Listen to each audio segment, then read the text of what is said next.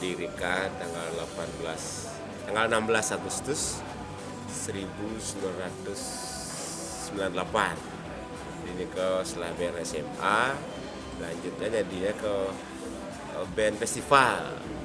Jadi band festival kita dari panggung ke panggung, karena zamannya pasti festival sampai di festival rock ke-9 Loks Label. Jadi biru ini ke memang cikal bakalnya hanya biru sebenarnya, cuman formatnya band dan memainkan lagu berbahasa Indonesia dan bahasa Inggris gitu. Dari awal Nur Biru ini ke adalah bentuk lebih untuk rasa cinta kepada musik. Setelah Biru Band vakum 2003, kita dia pribadi merasa resah karena banyak lagu yang tercipta.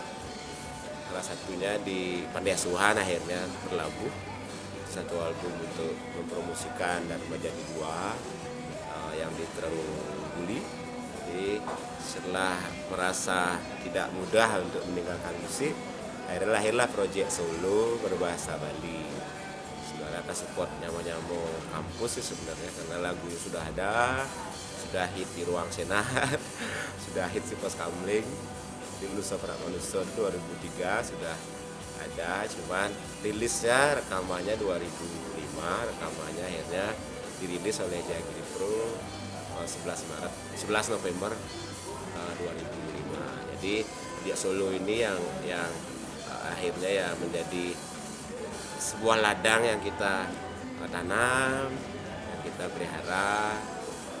Di tanah itu kita tanami karya, dan Asam Karo tumbuh sampai sekarang, dan ada yang dipanen juga untuk kehidupan.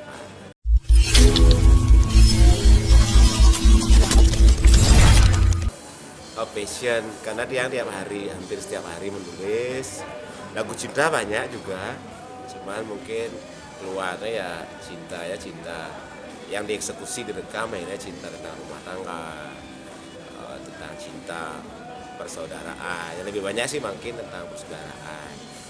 Sebagian besar ya pengalaman pribadi, setelah itu juga pengalaman pribadi mendengar cerita Nyamo.